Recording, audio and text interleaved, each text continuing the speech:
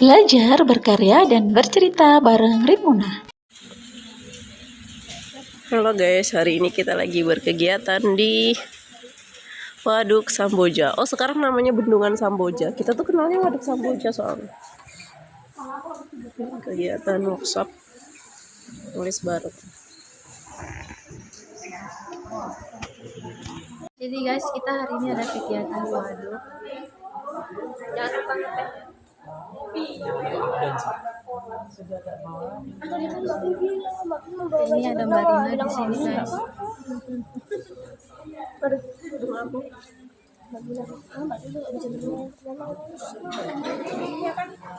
Ini guys. Halo friend. Hari ini kegiatan workshop nulis bareng cerita aku dari Samboja. Halo guys, hari ini kita lagi ada di workshop nulis bareng cerita aku dan Samboja supaya kita bisa mengabadikan sejarah daerah Samboja. Yuk kita gabung, nanti mudahan ada event berikutnya. Ada usul lagi usul api itu. Nah, tapi waktu ngurus KTP tidak mau pakai usul api, tulis Samboja. Jadi kan lebih keren kan? Rasa seperti Kamboja kan? 58 SD kuliah di PGA, kuliah di Unmul, kuliah di Unpad, ya gitulah. Lanjut. Nah itu ya harap dipahami ya kalau dia terubah susunannya setelah dia mungkin tidak cocok kan dengan apa seri Windowsnya ya. Tapi saya punya terlalu lama nih serinya, ini baru mungkin. Nah, masa sih?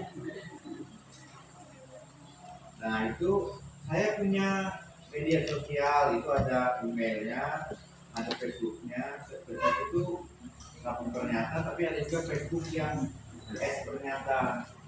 Cuma yang pernyataan itu belum bisa saya pulihkan gitu, saya lupa password, jadi mau masuk lagi tuh nggak bisa. Sudah ada 4 bulan ini.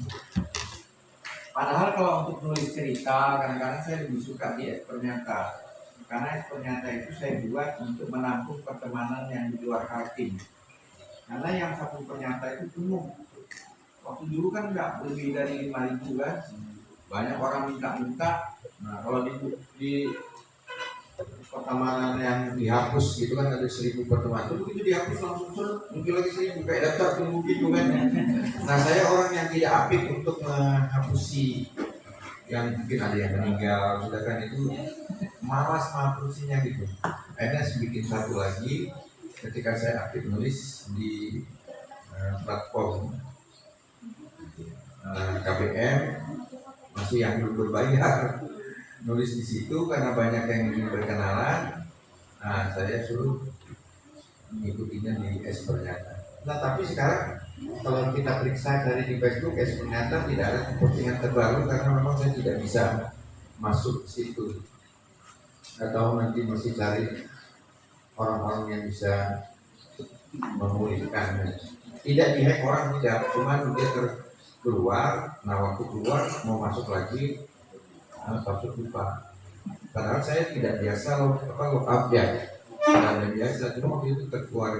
Maklum lah sudah tua itu mempengaruhi juga cara kerja, kadang normal, kadang-kadang setengah normal. Saya ada IG, kalau IG itu lumayan aktif lah, ada TikTok, ada YouTube. Di YouTube itu sudah ada TikTok, malas YouTube tuh capek kan. Coba kalau yang punya YouTube, video, ngedit, masukkan suara, masukkan lagu, capek. Sementara TikTok, masuk gitu kan, 30 detik gitu. Katanya kalau mau cari duit di YouTube, saya bilang gak mungkin bisa jadi duit orang followernya sedikit gitu kan. Dan saya tak bisa juga membuat sesuatu yang konten-konten yang untuk menarik perhatian. Media sosial itu bagi saya lebih sekedar untuk membuat saya rekam jejak. Dulu waktu saya sekolah kan suka nulis tuh, hari ini ketemu guru baru baik dulunya, ganteng lagi, senang sama kawan-kawan. Nah jadi catatan lagi ya, dulu setiap orang punya buku namanya diary atau diary. Sekarang kan nggak ada lagi tuh anak-anak sekarang. Nah ketika sudah ada media sosial, diary saya itu saya gunakan Facebook. Jadi kalau hari ini ada kegiatan, biasanya saya posting. Itu satu, saya pernah kesini, kalau nggak percaya ini loh, kan?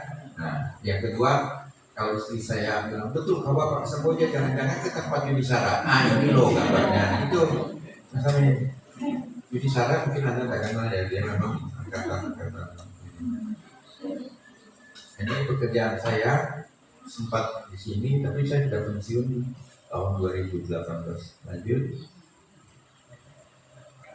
Hari-hari saya dipercaya menjadi ketua gerakan kebudayaan masyarakat minat baca, dulu namanya pemasyarakatan, tapi kongres terakhir 2024 kemarin, 2023 kemarin menjadi pembudayaan.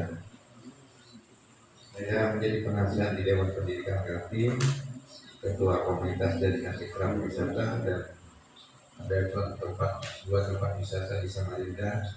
Tempat saya nongkrong, dari kerjaan, satu namanya Taman Sama Sepa, yang kedua namanya Langit Timur. Mbak Rina kemarin sudah ke sana, tapi karena dia lihat, wah bagus Samboja daripada Langit Timur, pulang duluan dia. Saya sabar aja, saya paham kekecewaan dari wajahnya itu. Kan sudah pulang. Iya, benar ditungguin Pak Sekdes. Enggak, saya tahu lah hati orang apa yang dikatakan dan apa yang saya lebih tua umur, jadi saya coba. Lanjut Mbak Ali. Nah ini buku-buku yang saya tulis. Lanjut. Oh ini slide terakhir ya, Pak, selesai ya. Kalau gitu kita mulai ke slide awal ya. Kalau ada yang ngantuk, saya kan ngantuk nih. Sampai mau tidur tadi saya mau tidur sholat, tapi banyak yang sholat. Juga aku kalau tidur sini ya, kenapa ada orang tua tuh tidur di sholat? Sholat itu kan tempat sholat, masjid tempat sujud. Nah kan masa aku tidur. Jadi akhirnya saya tahanlah kantuk mata saya ini, saya ambil korek api yang terbuang, saya taruh di mata saya. Ya, lanjutlah. Ini bagus sudah. Nah, saya tuh diberi judulnya pokoknya urusan membaca dan menulis sama Mbak Lin. Mbak Lin ini kan bukan orang Jawa ya. Kalau Banjar itu apa? Dinda Rimuna. Itu nama pena atau nama asli? Nama pena. Nama mungkin Mbak Be ingat nggak nama Waldina waktu seminar literasi di Balikpapan? Waldina, itu nama asli saya. Waldina. Iya, itu nama asli saya. Pernah kita ya di Balikpapan tuh ya, di gedung di Balai Kota ya, bukan? Di hotel. Lupa saya nama. Aku udah pernah main di hotel.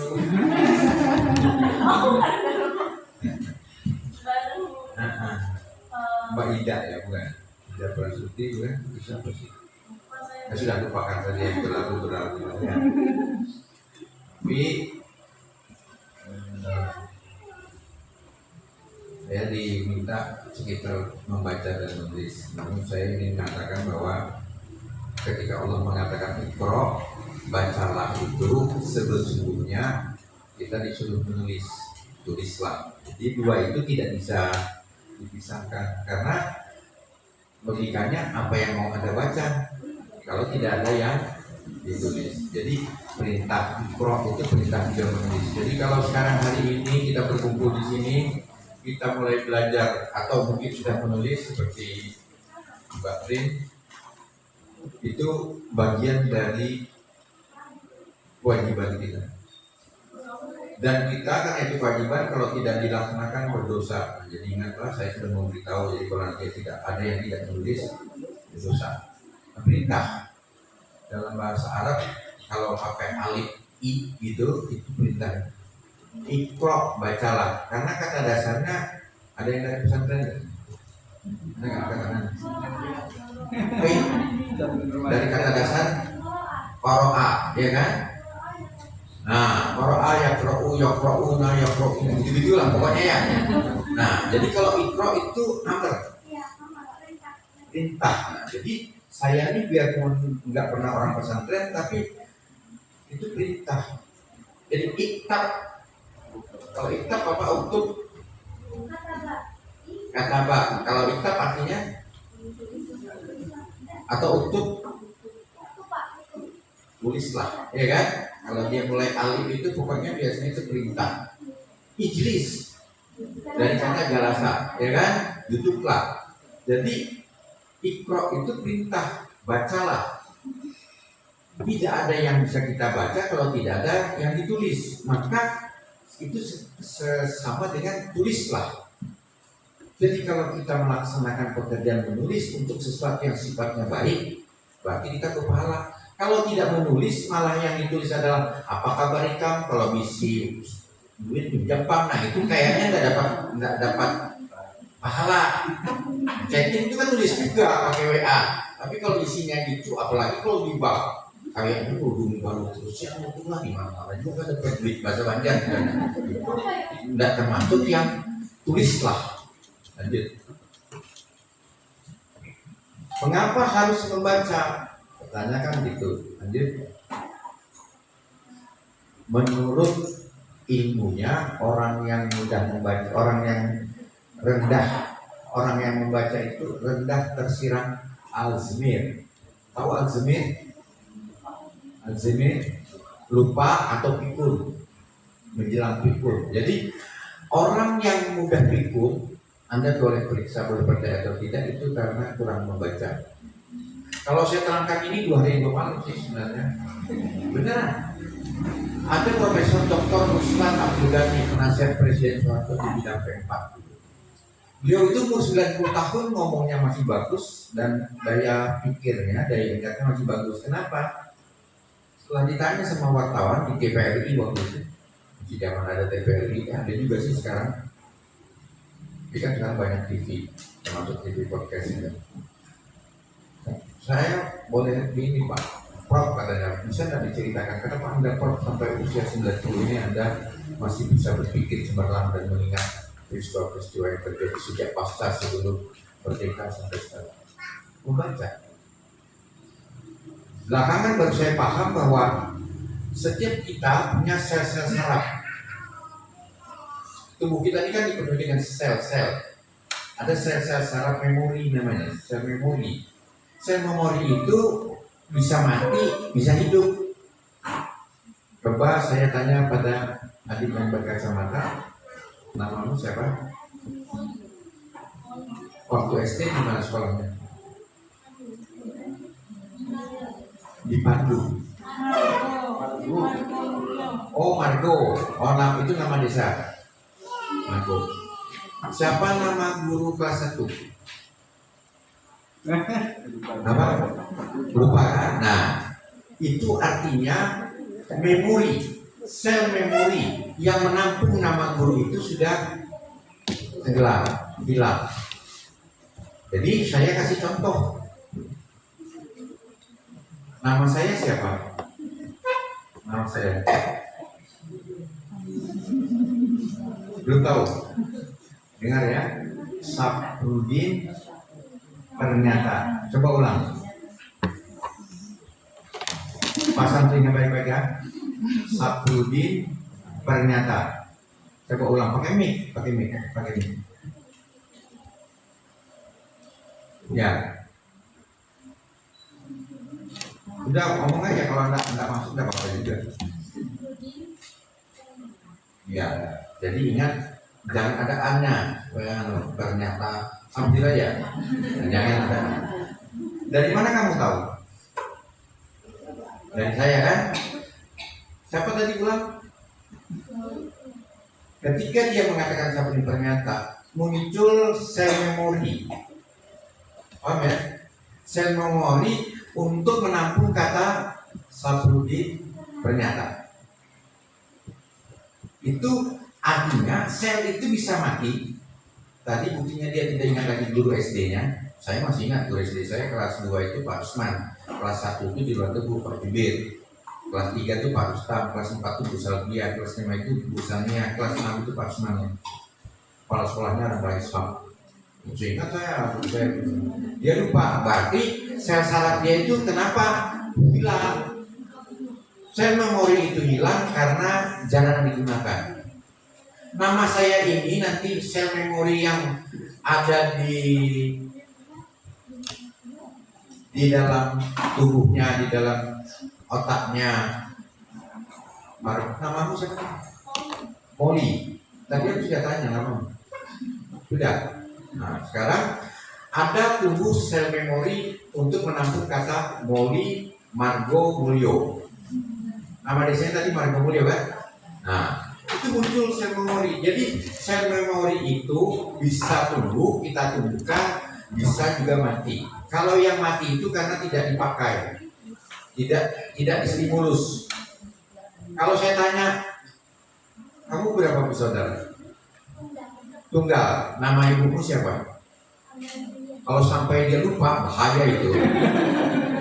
Karena dia setiap hari berinteraksi dengan ibunya, jadi itu masih ada sel memorinya. Tapi yang mengingatkan dia siapa nama gurumu, mungkin baru hari ini ada pertanyaan itu. 5 tahun, 6 tahun yang lalu belum ada. Kamu sesi berapa tahun yang lalu? Saya lupa juga berapa tahun lalu.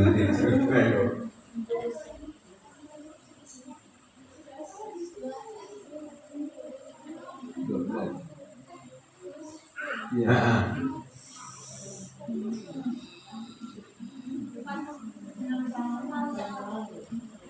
Wah, bagus sebenarnya itu. Kalau aku jadi guru tersinggung lagi. Mudah bertemu. Tapi saya ingin karena ini ya, jadi paham ya. Jadi membaca itu mengurangi resiko kena kepikunan. Maka mohon maaf, orang-orang di desa yang malamnya lelah setelah seharian bekerja, malamnya tidur, cepat kena kepikunan. Umur 60, umur 64 mulai pikun, mulai mudah lupa. Kenapa? Karena memorinya yang ada itu, sel-selnya itu banyak yang sudah berguguran, mati, sementara yang baru tidak ada. Tidak ada yang baru. Yang baru itu bisa kita hidupkan dengan cara apa? Memberi stimulus yang baru untuk otak kita. Stimulus itu rangsangan, nama-nama baru, ya, istilah-istilah baru, kata-kata baru. Dulu kita tidak mengenal monitor, ya kan? Sekarang kita kenal monitor. Dulu kita tidak mengenal WhatsApp, kita kenal WhatsApp. Itu ada memori yang menampung kata itu. Jadi pentingnya kita membaca itu salah satunya untuk mengurangi kebingungan. Ada cara lain, sering berdiskusi, bercakap-cakap, itu bercerita, itu juga mengurangi kebingungan. Tapi saya menjelaskan yang nomor pertama. Yang kedua, menurunkan stres. Karena kalau orang diam punya masalah, stresnya itu tidak akan tambah, tidak akan berhilang, tidak akan hilang, tapi bertambah. Coba saja kalau ada yang pernah merasa galau, diam gitu, bawa sini-sini, tambah kesini sana tambah bahaya dia itu. Kalau ditunggu-tungguin itu tinggal ditunggu aja lagi gitu ya. Jadi harus membaca untuk mengalihkan perhatian. Karena perhatian kita ini bisa dialihkan. Saya ingin membuktikan kepada Anda bahwa saya bisa mengalihkan perhatian Anda. Coba perhatikan benda yang saya pegang ini, ya kan? Nah, ini saya pegang dengan tangan apa? Coba perhatikan betul, saya pegang dengan tangan apa? Pegang tangan kiri. Tangan kiri saya pegang apa? Itu kan cara saya saja untuk mengalihkan perhatian Anda dari yang kepikiran lain, akhirnya ke sini semua. Iya kan? Itu mengalihkan. Jadi kita membaca itu mengalihkan pikiran kita dari rasa yang membuat kita stres ke situ. Nah, yang ketiga, manfaatnya membaca itu menambah jumlah kosakata. Akan ada saja hal-hal baru, kata-kata baru yang mungkin tidak pernah kita dengar, tidak pernah kita pakai. Anda bisa baca buku, tadi saya lihat semua dikasih buku. Untungnya kita kok nggak dikasih sama Mas Ari.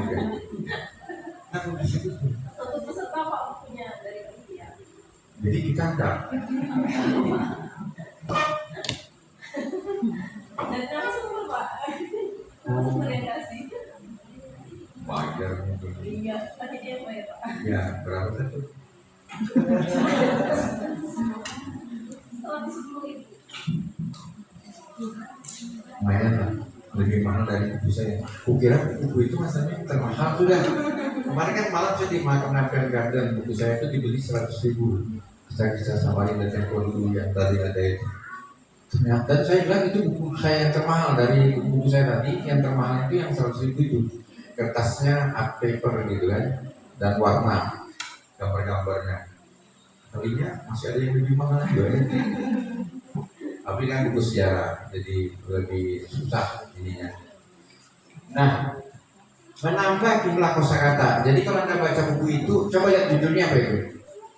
Judulnya apa bukunya? History. Mungkin ada yang baru mendengar istilah itu kan? Mungkin tahu history pernah mendengar, Kutai pernah mendengar, tapi history Kutai mungkin baru hari ini. Ya.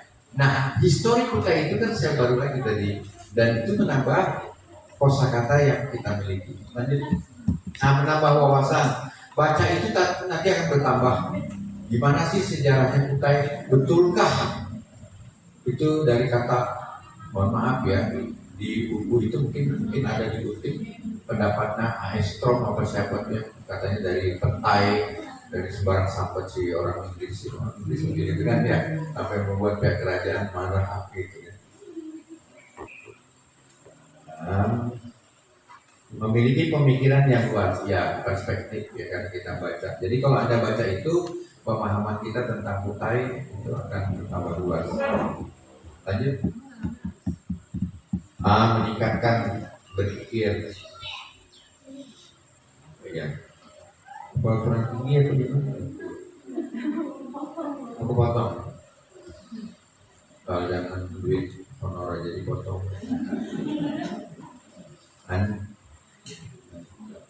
Biar ada Mbak, bisa aja kita baca lah.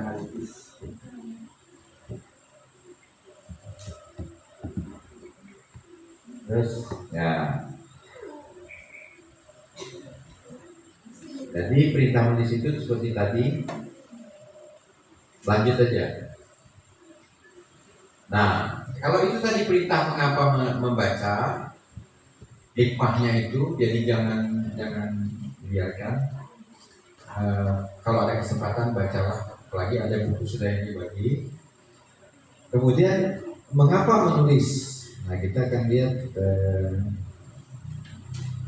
alasan kenapa kita harus menulisnya.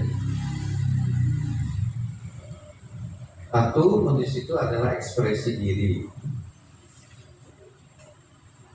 Jadi menulis bisa dijadikan alat untuk ekspresi diri.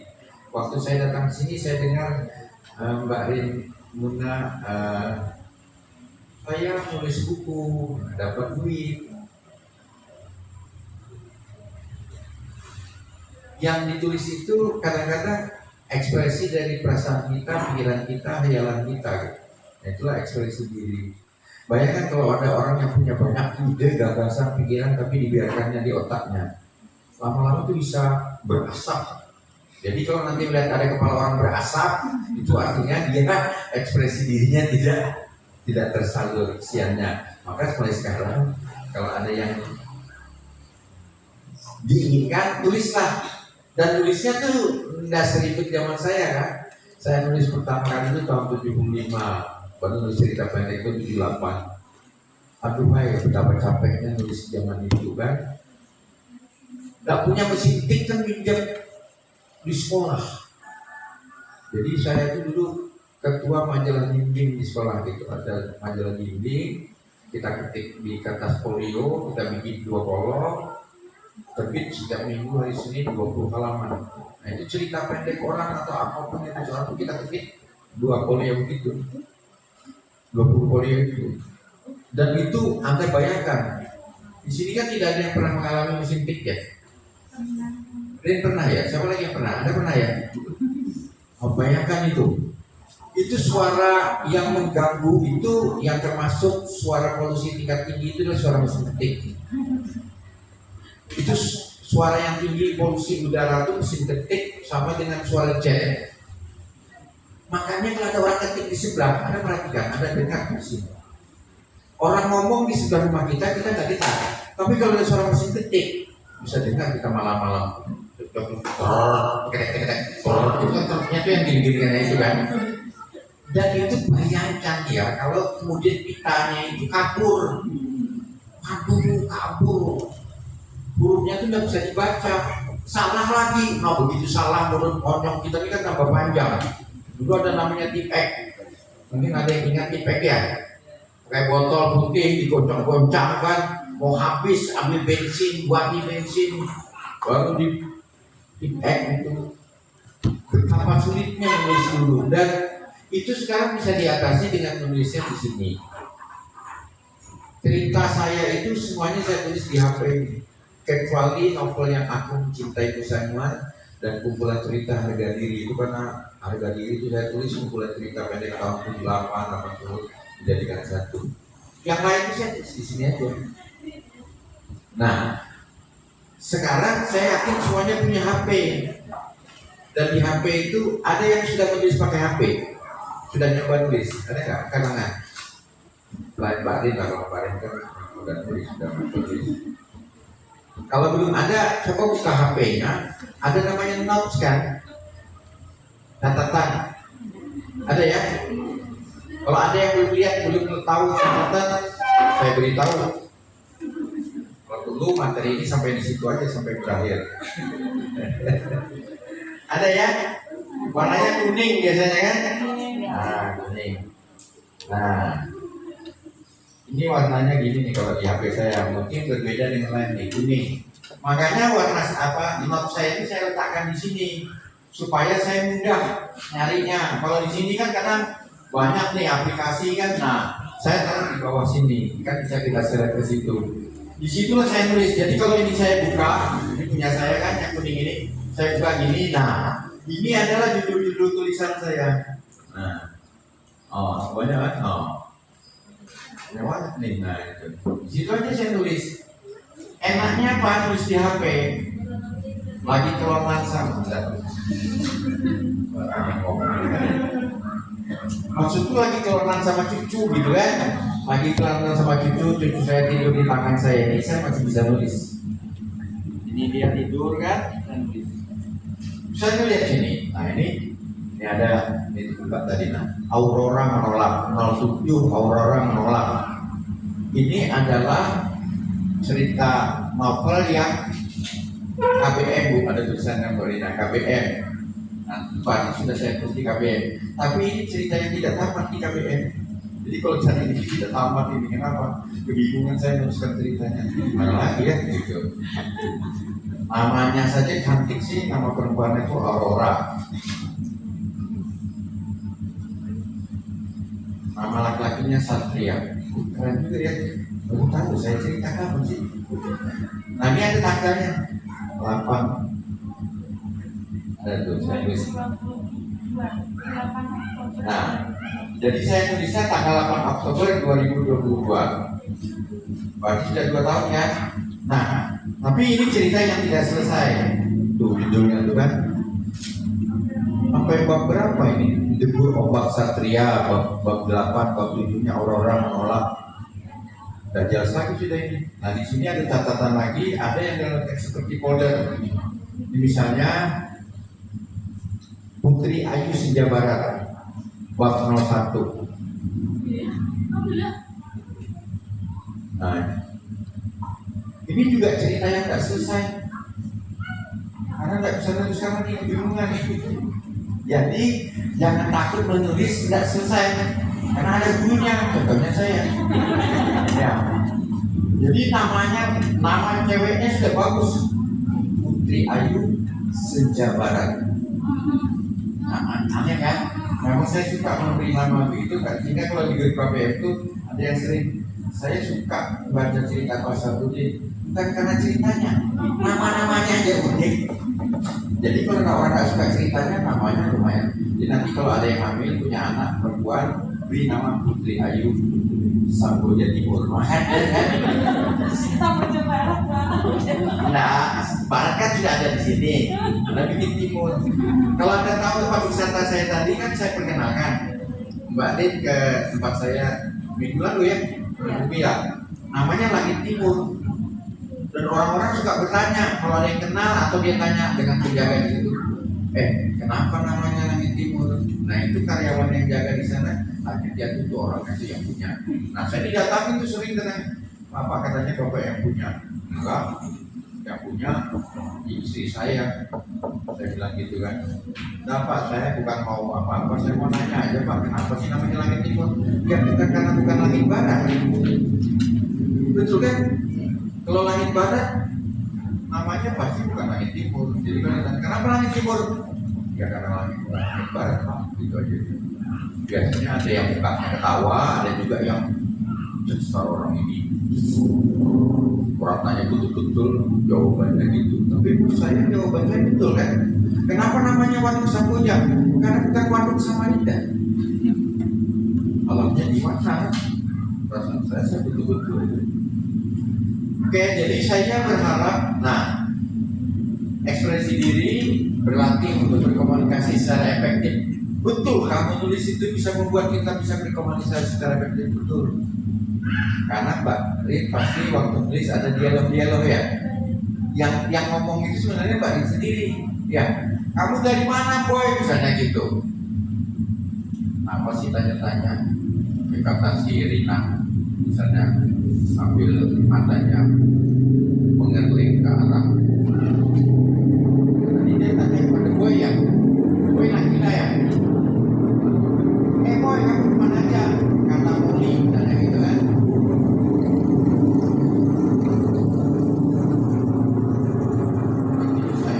Juga kita masalah motor supaya punya saingan motor kita kayak begini. Moli yang nanya, yang ditanya misalnya Mas Amin. Amin yang ditanya tidak segera menjawab. Tadi yang ditanya, boy ya. Yang nanya Moli gitu. Boy tidak segera menjawab. Matanya menatap lurus ke arah Moli. Pilihannya dari rambut sebelah kanan sampai ke kaki kiri bagian kelingking. Bayangkan bagaimana caranya ada perempuan yang ditanya laki-laki itu mengawasi wajah, mengawasi Moli dari atas ke bawah, mulai ujung rambut sebelah kiri. Ujung rambutnya sebelah kiri yang mana itu? Tidak tahu juga ya. Sampai ke ujung mata kaki ibu jari kiri. Tapi dia pakai sepatu ya, itu ngapur juga yang nuliskan. Tapi saya ingin mengatakan kepada Anda bahwa yang tadi ada dulu Mbak, judulnya Lelaki Kampung Air. Seperempat dari novel ini di bagian awal memang kisah kehidupan saya. Nah itulah tadi yang disebut dengan ekspresi diri ya. Jadi sebagian dari itu saya gunakan kekesalan saya masa remaja saya yang dipindahkan oleh wali kota Samarinda dari Jalan Bangsa rumah kami dipindahkan ke Pemuda di Samarinda. Di Pemuda itu terkenal sebagai daerah banjir. Di kota tidak banjir, di Jalan Pemuda bisa banjir. Kenapa? Karena Jalan Pemuda itu dekat dengan Sungai Karangnus dan hanya rendah. Kalau terang bulan purnama, misalnya bulan purnama terang begitu, itu air kan naik tuh, di laut naik sampai ke Sungai Makam sampai Sungai Karangnus. Kalau hujan datang dari arah Lempake, hujan turun ketemu dengan air Sungai Pasang, sehingga air tidak bisa turun. Nah itu yang menyebabkan daerah kami itu banjir. Di kota nggak banjir, di Lembu sana misalnya banjir. Kekesalan saya dengan masa lalu hidup di tengah banjir 30 tahun dari 73 sampai 2003 itu kemudian menjadi bahan inspirasi saya untuk memulai kisah Lelaki Kampung Air. Kenapa disebut Kampung Air? Ya karena kampung itu dengan airnya macam itu. Tapi itu juga romantikanya di situ juga sih. Kadang-kadang kalau sudah tua jadi kakek-kakek ini kan ingin lagi ada banjir gitu kan ya. Bawa cucu main. Kalau sekarang ada banjir tidak ada alasan. Kita itu kan diketawain orang. Tapi kalau bawa cucu saya akan mainkan cucu gitu ya. Padahal ingin mengingat masa lalu. Lanjut. Tadi kan kalimatnya kehidupan adalah cerita. Jadi tidak ada orang yang beralasan aku udah bisa ngarang cerita Pak. Sebenarnya tidak ada itu. Karena kehidupan itu cerita. Cerita itu bisa cerita kita, bisa cerita orang, cerita saudara kita, cerita orang tua kita, cerita siapa saja. Saya tadi berada di sini, di ujung itu ada orang menimba perahu ya Mas Amin. Tadi lupa sih namanya. Tapi kalau saya mau menulis dia tadi, orang itu bagus untuk ditulis. Kenapa? Dia itu temannya katanya setara sudah punya cucu. Temannya dia. Saya bilang, berapa anak Bapak? Belum punya. Saya punya istri Pak. Nah kan menarik tuh. Untuk jadi ilham. Seorang lelaki tua baru saja hujan reda, dia menimba perahunya, air matanya mengalir. Misalnya, tapi kita kan tidak menjadi hadiah, itu dijadikan bahan saja. Dari jauh aku melihat ada wajah, aku melihat ada seakan ada gumpalan-gumpalan perasaan yang tidak nyaman di hatinya. Maka aku mendekat untuk coba bertanya kepada dia. Siapa tahu dengan dialog aku bercakap-cakap dengan dia, aku bisa meredakan sedikit emosi yang ada di dalam hatinya. Bisa begitu, ditanya-tanya kemudian kan. Ternyata dia lelaki sudah 50 tahun usianya, lebih abad, tapi belum punya pendamping, tidak punya anak. Kalau di masa tua dia kemudian sakit, sebatang kara di rumah, siapakah yang mengurus diri? Gara-gara dia aku akhirnya ingat istriku dan aku segera pulang ke rumah. Jadi dia hanya untuk membuat aku untuk pulang ke rumah, dia nggak gitu. Jadi itu bisa. Tapi saya ingin mengatakan kepada Anda, banyak cerita gitu. Bagi saya tadi Mas Amin bisa jadi objek. Kok bisa orang tua itu dia kerjanya mencari kayu beling yang digunakan orang untuk ada pabrik tahu katanya di sini ya, di belakang. Bagi saya menarik untuk diceritakan. Apalagi danau ini tadi saya ngajak Mas Amin ke sana, pikir saya kita bisa nyewa perahu ini banyak gitu. Ternyata nggak boleh. Saya nggak bisa lihat danau karena danau itu masih indah ya kalau namanya danau. Laut belum tentu indah karena laut itu selalu berarus dan acap kali menimbulkan badai gitu. Tapi kalau danau itu selalu tenang airnya. Apalagi kalau danaunya kecil ya, sifatnya telaga gitu. Bayangkan kalau di tengah danau itu hanya berperahu dengan bunyi sara, lalu dia menyanyi untuk saya, misalnya kan saya bayangkan kalau sudah mengingatnya gitu ya. Suatu saat kalau dia kembali lagi ke Samarinda akan saya jadi bisa lagi ya. Ayo Mas Somi boleh ikut. Nah, kalau waktu buat sampai di sini aja ya ikut yang mengapa kita harus menulis cerita? Tadi ekspresi diri, tadi juga menyampaikan adalah komunikasi, kita menyampaikan pesan kepada pembaca, lanjut meningkatkan keterampilan karena menulis itu kan bagian dari keterampilan. Jadi jangan percaya orang tidak bisa menulis karena bohong kalau tidak bisa menulis. Karena menulis itu sebenarnya skill saja itu. Saya kadang-kadang menyebutkan pekerjaan tukang aja. Kalau kita rajin pasti bisa. Tidak harus orang punya bakat. Kalau punya bakat jadi cepat bisa. Tapi kalau tidak punya bakat mau menulis pasti bisa. Setiap orang buktinya bisa nulis WhatsApp, bisa membalas, bisa bertanya, itu kan bisa menjawab. Masa nggak bisa menulis? Nah, sekarang kita tes. Kita coba ya. Oke. Semangatlah ini, berani nggak? Oke. Kita coba. Bersedia?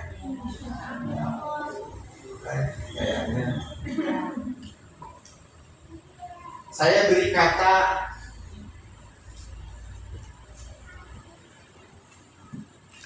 mancing aja lah. Mancing. Siapa yang mau angkat tangan memberi kata di depan yang sebelum mancing? Ya. Jangan memancing. Jangan memancing. Nah, bagus kan?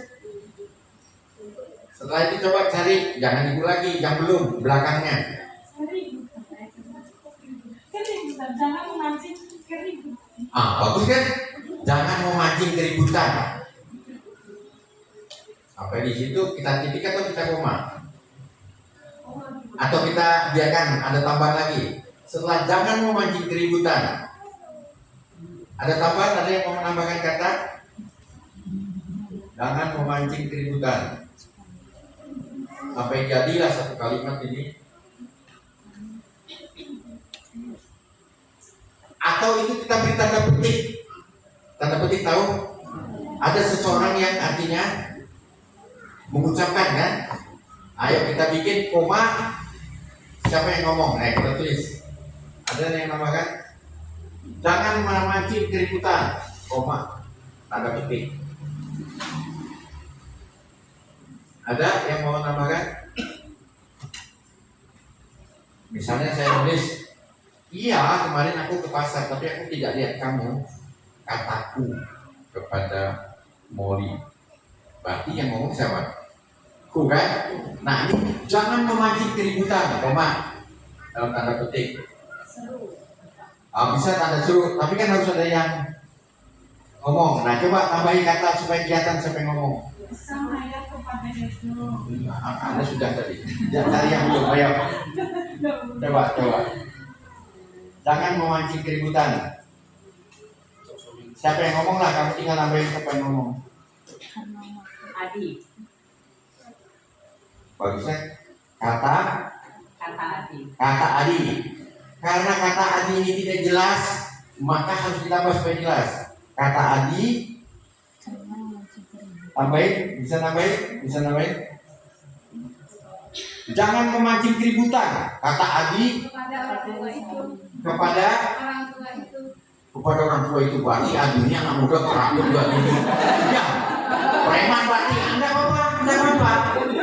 Ya kan banyak kan ada anak muda mengatakan jangan memancing keributan. Dia ngomong kata Adi kepada orang tua. Sebaiknya jangan itu karena itu tuh harus ada penjelasan dulu siapa dia, nanti baru bisa kita sebut itu dia kan. Kepada Saprudin, ya. Jangan pakai bapak. Kepada Saprudin ternyata. Baiknya dijelaskan kapan dia ngomongnya. Jangan memancing keributan kata Adi kepada Saprudin ternyata. Nah, kita jelaskan waktunya. Ketika Dia baru bangun tidur. Ketika dia baru bangun tidur. Siapa yang baru bangun tidur? Kata Adi, tidak usah kita bilang dia. Yang baru saja kepada Saprudin ternyata yang baru saja bangun tidur. Tapi kan kita berpikir yang baru bangun tidur ini Saprudin atau Adi. Coba kita lihat kalimatnya. Jangan memancing keributan kata Adi kepada Saprudin ternyata yang baru saja bangun tidur. Nah, supaya tidak menimbulkan penafsiran, bagaimana caranya? Supaya yang baru bangun tidur itu Adi. Jangan memancing keributan. Dalam tanda petik kata Adi kepada Saprudin ternyata. Kalau yang bangun tidur kita tambahin itu masih membingungkan. Yang bangun tidur siapa? Yang baru bangun tidur. Iya kan? Padahal yang baru disebut tadi yang baru bangun tidur adalah Adi. Nah, bagaimana kita mengubahnya? Jangan memancing keributan kata Adi yang baru bangun tidur kepada Saprudin ternyata. Jadi semua bisa tutup kok. Ya, ini contoh saja kita merangkai satu kalimat itu. Nanti kan kita tambahi dengan wajah seperti apa dia mengatakan? Dengan wajahnya yang merah dan telunjuknya yang apa? Dengan jari telunjuknya yang bergetar. Terserah aja. Bibirnya bergetar, matanya biji matanya mau keluar, ya kan? Mukanya memberi muar, ya kan? Tubuhnya menggelepar-gelepar. Harus mabuk begitu banget. Tapi saya ingin mengatakan bahwa sesungguhnya semua orang bisa menulis dengan cara seperti itu. Kan harus berpikir. Tadi aja kita berpikir, loh ini kalau kita letakkan yang baru bangun tidur setelah Saprudin bernyata, berarti yang baru bangun tidur nggak cocok nih. Kalau begitu, bagaimana caranya supaya yang baru bangun tidur Adi? Maka kita masukkan dulu kata Adi yang baru bangun tidur, baru kata kepada ternyata. Mau melukiskan suasananya, Adi mengatakan hal titik, Adi mengatakan hal itu dengan tangan berkata tegang, ya, kakinya mengangkang. Dia membayangkan di depannya adalah adik temannya atau bapaknya. Ya kan misalnya tuh nanti terakhirnya di bagian cerita kita simpan dulu. Oke, berpikir kritis. Jadi berpikir kritis kita lihat bahwa ini kalau kita letakkan di sini begini caranya.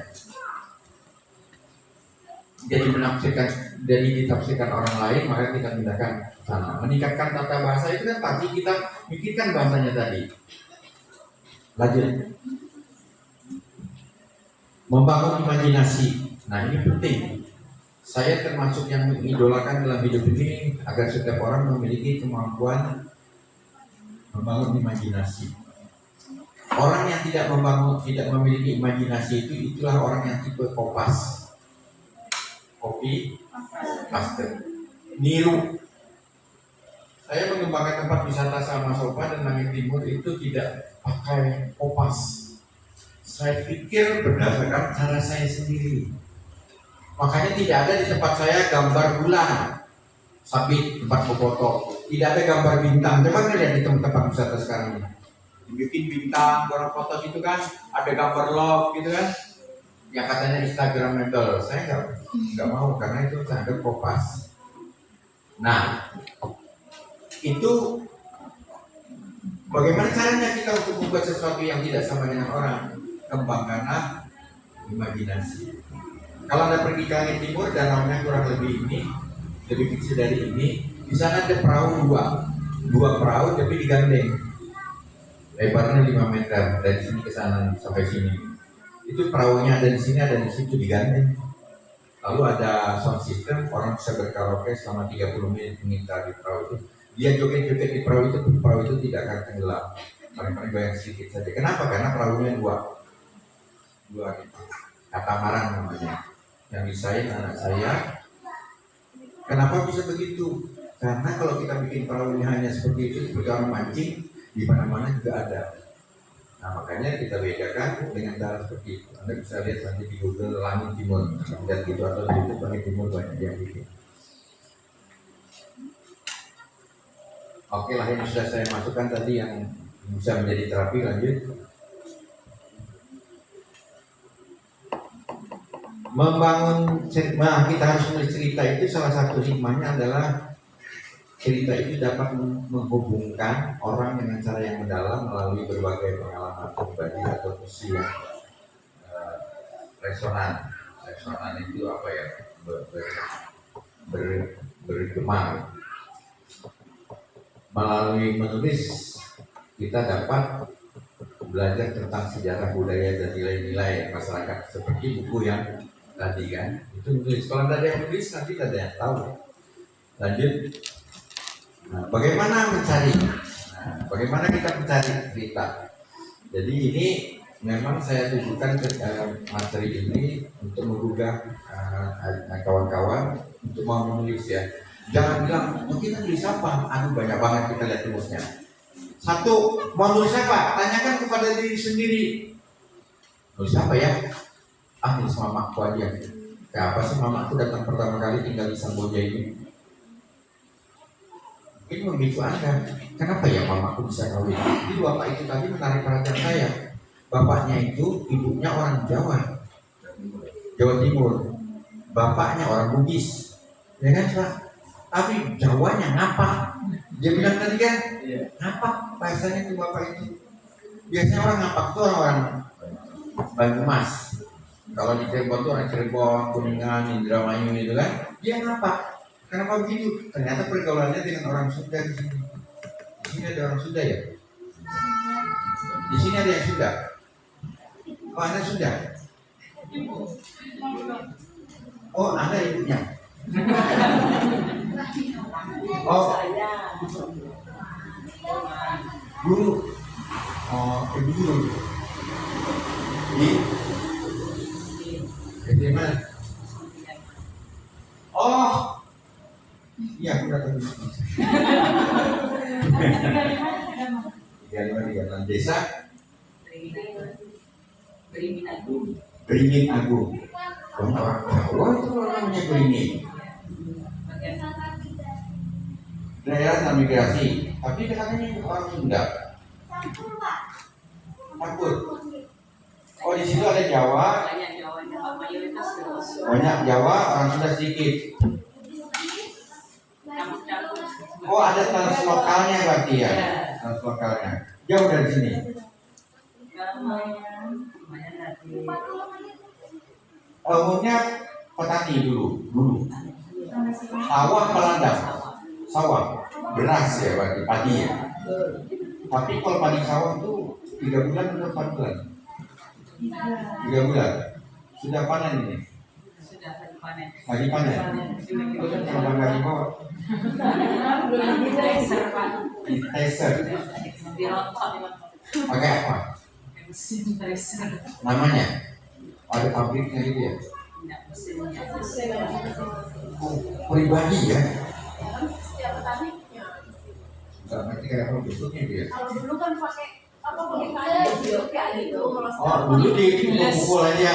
Digilas pakai kaki kalau Itu itu. dulu pakai kaki ya, atau ditumbuk kalau orang kota ya. Kalau sekarang ada mesinnya. Ada mesinnya. Mesinnya. Kayak para petaninya sudah ya. Lo kan sudah pakai mesin. Kan ada kelompoknya gitu Pak petani dan sama Pak. Oh, kelompok sehingga bisa beli mesin. Iya. Berapa duit sih? Ya kadang kalau yang nggak bisa beli mesin ya dia nanti bayar upah-upahnya. Harusnya itu diberi sama anggota dewan aja mesinnya. Lo kan Ada nggak mau dari kota dewan? Datang saya Nggak mau. tahu kalau mesin tracer. harusnya kan. Mesin tracer soalnya beli. Loh, kalau aku anggota dewan yang mewakili Samudra aku belikan itu. Iya dong. Untuk apa saya mewakili Bapak Ibu di kampung kalau saya tidak bisa membantu di mereka kan? Ya kalau yang di laut misalnya saya tahu yang di daerah Lundang, di daerah pantai, ada teman saya anggota dewan, dia bagi perahu sama mesin. Kuala ya. Iya, saya tahu misalnya anggota dewan namanya baru Dendeng gitu dari provinsi. Dia sering lihat dia posting di Facebooknya, jadi saya berani mengatakan itu karena saya lihat. Makanya kalau aku jadi wakil rakyat mewakili Samboja ini, aku beli mesin dari saya itu. Salah satu cara untuk mencari simpati dulu kan mana tahu. Hand traktor ya. Oh, hand traktor sudah dikasih loh, sudah ya. Apa jadi kita cerita pertanian ya? Saya kalau Anda pergi ke Samasoba di tempat saya ada alat yang sekarang tidak ada lagi di petani. Jadi padi dimasukkan yang sudah digiling atau sudah ditumbuk itu dimasukkan ke satu tempat lalu ada yang diputar ini. Ada lagi di sini kali ya. Nanti ini mengeluarkan angin yang berasnya jatuh di sini, yang daun-daun padinya kulitnya itu terbang ke sana. Gilingan namanya. Itu antara membedakan antara beras dengan kulitnya, kulit gabah ya. Nah, dengan sekam ada di sini. Gilingannya itu masih ada ya. Ada gilingan gimana Pak? Katanya Padi sekarang kita bisa jadi beras. kalau di Kutai itu sudah nggak ada. Di Tenggara nggak tahu ya pakai apa dia memisahkan antara mungkin sudah pakai dia pabrik gilingan padi kan banyak dipakai. Jadi padi dibawa aja ke gilingan. Bahkan di Kutai itu di desa Lokanai di masuk ke Pulut itu keluarnya sudah hampir padi nggak perlu dijemur. Sudah dijemur langsung yang itu masuk di Ovennya. Padahal itu Kutai itu kan juga ya. Oh beda ya Kutai sama yang sendiri. Di sana yang kaya. Kayaknya kalau untuk pengering padi belum ada sih. Nah di sana itu saya kemarin bercerita namanya Pak Muslim Gunawan. Dia presentasi sini. Saya kemarin bersama dia presentasi di Unmo. Saya bercerita tentang pentingnya storytelling dalam pengembangan pariwisata. Dia bercerita program bantuan dari MHU. Perusahaan salah satu yang dibantu itu adalah di Lokanai itu membelikan mesin yang petani hasil produksinya bawa aja ke situ, nggak usah dijemur, langsung digiling dan langsung jadi beras. Mudah-mudahan saya bisa jadi pimpinan perusahaan, saya akan bikin kalau menjadi perusahaan setara MHU tapi kan karena batu batannya perusahaan. Lanjut Bu. Jadi bisa dengan itu ya, bisa dengan mengamati orang lain. Tadi saya mengamati, tapi saya tidak untuk menulis cerita. Kalau saya menulis cerita, mungkin saya sambil nyatat tadi. Tapi tadi hanya tanya-tanya saja. Jadi kita bisa mengamati orang lain, bisa mengamati lingkungan. Ini kan lingkungan. Kita bisa buat cerita tentang lingkungan di sini. Kemudian bisa membaca cerita orang lain, bisa mengilhami kita dengan cerita orang lain, bisa mendengarkan lagu. Saya mendengar lagu apa ya lagu yang itu pernah mendengar ada Bilalaya itu lagu sudah Madura ya nggak pernah tahu ya. Oh susah sih ketemu yang muda-muda ini. Bagi saya ini lagi buat semua Pak. Ada lagu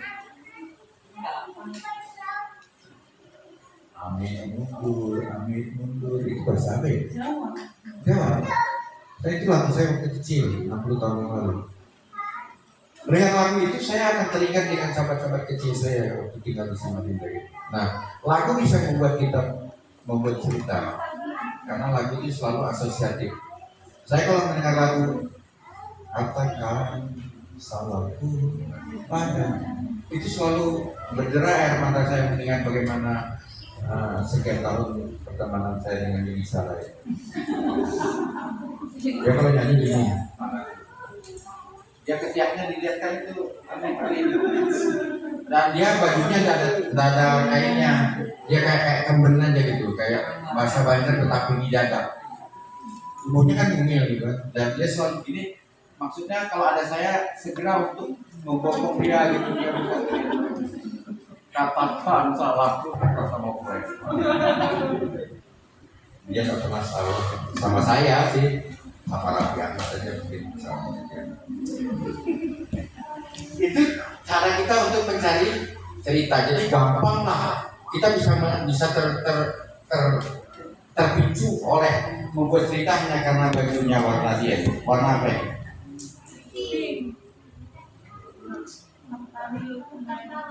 Karena kalau kita bilang pink, lalu yang menjadi hijabnya apa? Hijabnya warna apa? Kalau ini warna coklat, itu warna apa? Nah, apa bedanya dengan kita? Tidak beda. Nah, makanya ada yang bilang ini coklat, karena itu coklat. Itu mocha. Lalu itu krem, bajunya kaki. Yang warna jari mana? Warna berapa sih jumlah warna? Jadi menurut anak saya warna itu puluhan ribu. Jadi kita nggak bisa mengatakan ini putih. Jadi kalau ini putih, ini apa? Ini putih. Oh ini putih, ini putih, ini putu gitu ya. Itu ngeles namanya. Ini apa? Ayo. Orang Jawa bikin begitu. Iya, orang Jawa tuh ngeles jadi kerjanya. Karena warna itu ada kode. Jadi kalau main komputer warna itu beda. Orang-orang desain itu nggak bisa sembarangan. Ini kita bilang merah. Beda dengan rokok jarum, beda dengan Marlboro, beda dengan McD. Itu merah semua, tapi ada presentasinya. Anak saya itu pernah nginap semalam di kantor polisi karena komplain oleh McD gara-gara dia dapat tugas, dapat bisnis gitu, orderan untuk membuat baliho McD, tapi ternyata merahnya itu turun gitu loh. Karena turun sedikit nggak sama, itu ada di belakang sana ada warna merah kantongan apa tuh makanan, tapi kapal medianya juga merah kan. Nah itu pada merahnya berbeda gitu. Kalau yang teh itu teh kayak juga teh. Ya, TS. Kayaknya enak boleh minum ya. Nah, kan merah juga. Teh merah, masa teh coklat gitu. Tapi kayaknya belum waktu. Baru tahu sih ngomong dari itu. Lanjut. Ya udah, nggak usah lah dijelasin. Itu kan berikan mentor, maksudnya orang yang sudah ngerti, sudah bisa mulut cerita kayak Mbak Ade, nanti boleh bertanya sama dia. Mbak Ade gimana buat cerita? Judul cerita, nah ini yang penting diingat nih. Saya juga sering salah. Jangan sampai ini bukan salah benar ya, tapi ini sebaiknya begitu. Jangan sampai memuat ending dari suatu cerita. Jadi maksudnya orang dengan baca judul, tahu sudah aku ini pasti nanti selingkuh. Nah itu nggak ketahuan kan? Jadi jangan kita sembunyikan cerita itu. Mungkin judulnya hanya dolar, wanita dolar. Karena orang belum bisa nebak-nebak. Coba kalau Anda, saya sebut ini siapa mas siapa? Nama Putra Mola. Nah, ini kan tadi Mola. Moli kan beda dikit, ada di. Bikin kalau Mola bikin pola, kalau Moli bikin main poli.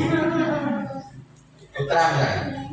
Tanya apa itu jadi aku tadi? Misalnya apa yang ada dalam pikiranmu ketika saya memberi judul wanita dolar? Kita pakai.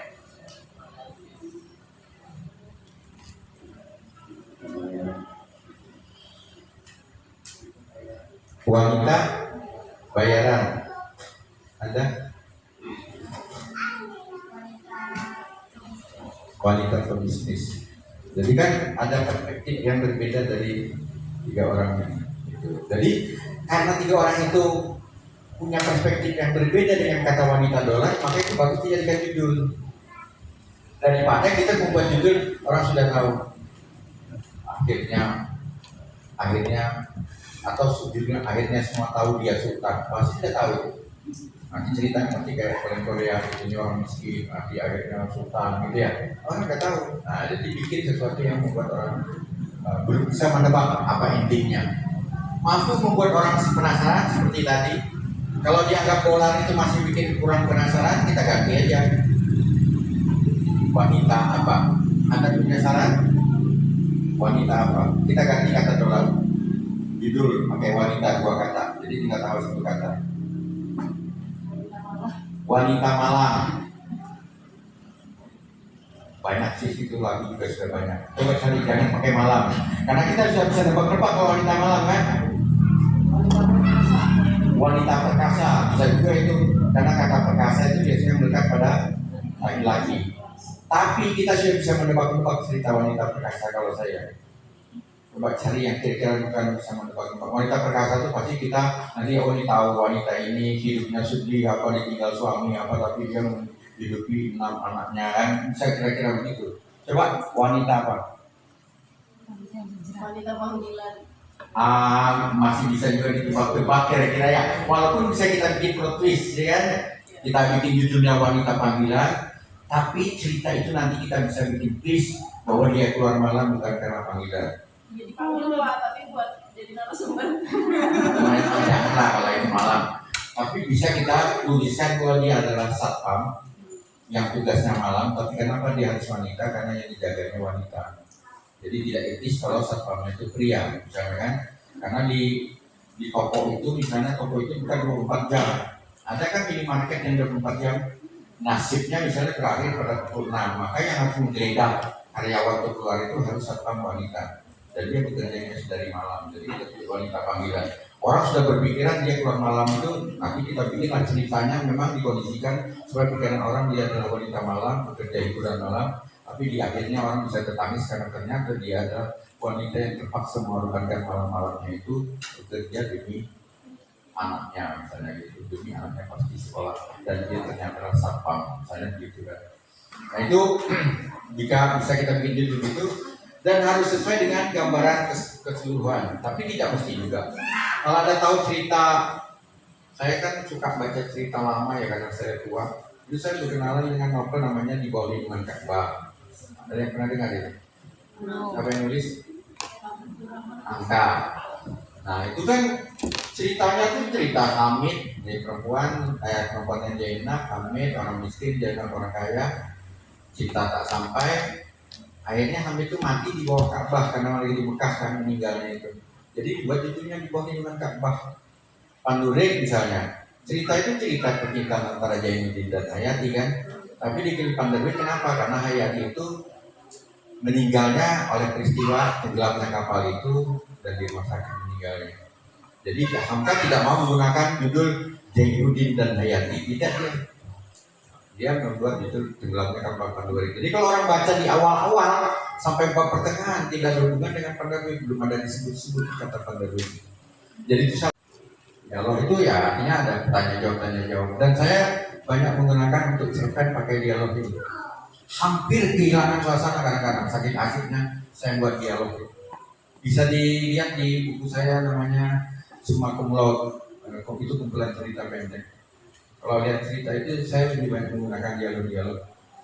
Nah kelemahannya kadang-kadang saya sampai lupa melukiskan suasananya, melukiskan karakter tokohnya waktu ngomong seperti apa gitu. Tapi memang kalau dalam teorinya sebaiknya orang itu karakternya dibangun melalui dialog saja, jangan kita ngomong. Jadi kalau misalnya nama Anda siapa? Tati, Purwasi. Tati, pakai K tidak? Oh Tati itu Jawa itu. Kalau sudah Tati. Aku ngomong bahasa Jawa, orang ngomong Pak, bukan orang ngomong orang Pak. Oh ya orang. Ini Jawa itu ada ya. Aku nggak ngerti Mas Amin. Sok bisa belajar bahasa Jawa. Ora itu saya bilang ora kan kayak orang Jawa juga aku gini. Iya tapi karena saya pembelajar bahasa Jawa, jadi ketahuan saya bilang Jawa sama dengan orang Jawa yang belajar sok Banjar kan. Aku gini belajar dua rambut di Banjar, Jawa orang Banjar, aku gini, bujur aja pakai gini, tapi dialognya memperlihatkan dia orang Jawa, orang Banjar, karena Arab di awakmu, tapi dia pakai bahasa Banjar, Arab di, awak ikam karena pakai ikam. Dia orang Jawa ini mau bisa bahasa.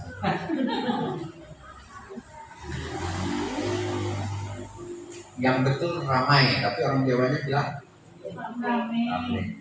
Yang betul santai, orang Jawa bilang nah itu orang Jawa itu rusak bahasa. Nah lanjut, ini ya. Ini kalau nulis, tapi ini bukan persoalan saudara. Ini persoalan ilustrator. Kalau sekarang sebaiknya cerita itu atau buku yang kita tulis harus ada ilustrasinya. Apakah foto, apakah diagram, apakah tabel. Biasanya akan lebih menarik ya, apalagi di generasi muda, Gen Z atau generasi Alpha. Ini buku yang ditulis anak saya, tapi bukunya sudah habis. Ini cerita tentang perjuangan sangat-sangat, tapi menarik. Kenapa menarik? Karena bagi generasi muda kan ada ceritanya, jadi menarik lah. Termasuk orang tua sekarang. Salah satu penyebab tantangan kita untuk malas membaca itu, belum bisa ternyata ya maksudnya.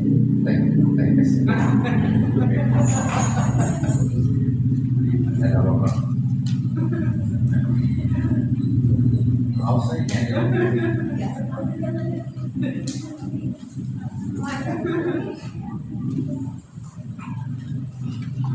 Aja Bu, sedikit lagi lah ini biar pentas lah.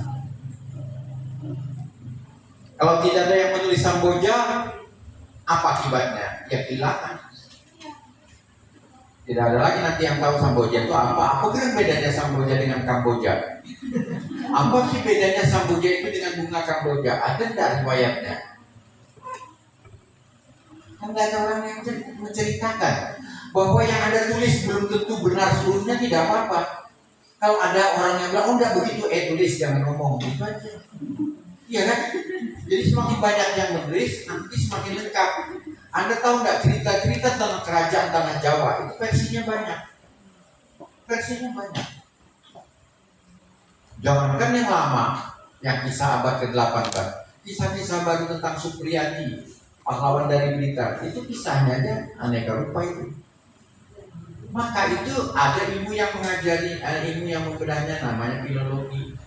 Itu dia akan tahu mana yang naskahnya lebih tua apa itu. Apa yang terjadi kalau ada yang nulis tentang Samboja? Ya kehilangan ekspresi budaya yang ada yang selama ini di Samboja. Ya kehilangan. Di Samboja ini kalau petaninya ada acara enggak? Ada panen bersama, enggak ada. Ada syukuran panen, enggak ada. Tapi kalau di pinggir laut ada loh di Samboja itu acara apa nelayan itu. Nah, kalau nelayan kan ada kan di Samboja kan di punya acara. Nah, di pesta laut ya. Nah itu kan harusnya ada yang nulis dengan foto-fotonya gitu, supaya ada sejarah bahwa di Samboja ini ada begitu. Samboja ini kan luas. Di Samboja ini saya lihat ada taman makam pahlawan. Ada ya? Siapa di situ pahlawannya? Nah ya kan? Banyak kan? Itu bagus banget diulik gitu loh. Dia pahlawan di mana, bertempur di mana, kalau dia bertempur siapa namanya, orang dari mana. Sayang banget. Yang nyindir aku tapi yang dapat duluan. Ya, baik ya. Tadi ya mau betul. Mau kita berdiri di situ dari kalau berdiri mah sampai nggak kelindungan sama kepala. Sentuh panas begini kan. Alhamdulillah. Itu nggak 3 kali tadi nyindir. Nyamannya seperti yang olah ini. Untung ini yang punya suami ini, artinya dia mendapatkan istri yang pandai memikirkan.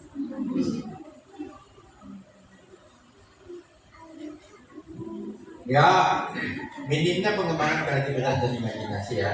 Kalau tidak ada yang tulis, artinya masyarakat Semboja itu tidak banyak yang nanti punya kemampuan memiliki kemampuan berimajinasi. Anda tahu nggak? Ada banyak di dunia ini lahir karena imajinasi.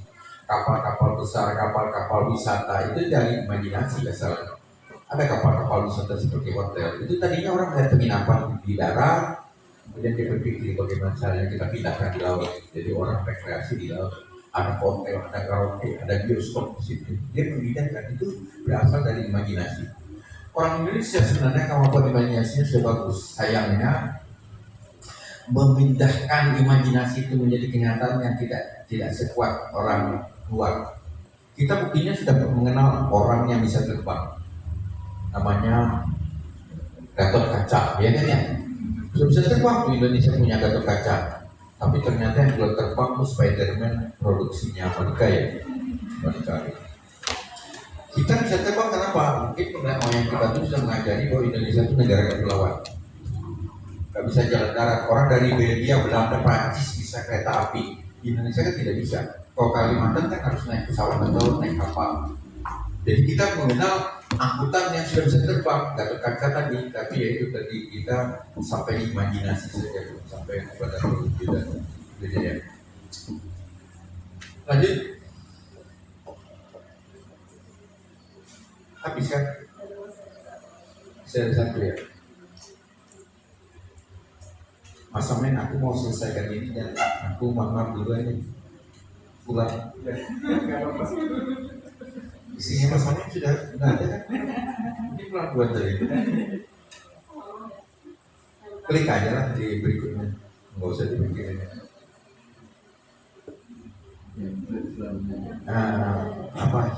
Slide selanjutnya ada nggak?